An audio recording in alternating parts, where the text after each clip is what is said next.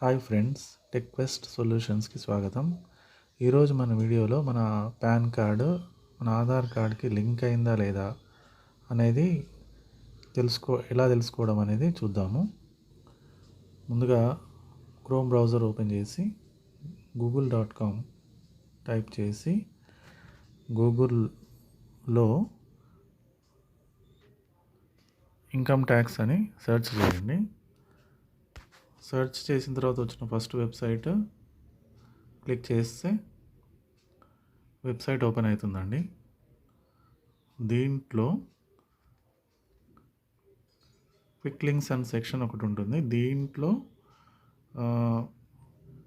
Link Aadhaar status అనే ఒక option ఉంటుంది, అది క్లిక్ చేయండి. ఈ వెబ్సైట్ కొంచెం ఓపెన్ చేయడానికి టైం అవుతుందండి, కొంచెం టైం పడుతుంది, వెయిట్ చేయండి. సో ఇక్కడ 2 కాలమ్స్ ఉంటాయి. పాన్ నంబరు, మన ఆధార్ నంబర్ ఇక్కడ ఎంటర్ చేయాలి. PAN and Aadhaar number enter చేసిన తర్వాత వ్యూ లింక్ ఆధార్ స్టేటస్ అనే బటన్ క్లిక్ చేయాలి.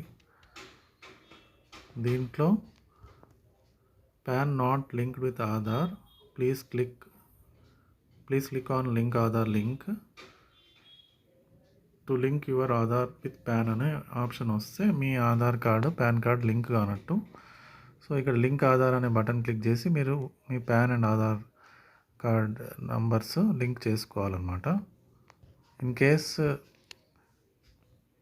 మీ Aadhaar and PAN card link అయి ఉన్నట్టయితే ఈ విధంగా మెసేజ్ వస్తుందండి. In case like PAN and Aadhaar number already link అయి ఉన్నట్టయితే your PAN particular number is already link to given Aadhaar number అని వస్తుంది. So PAN and Aadhaar card numbers last date వచ్చి December 31 అండి.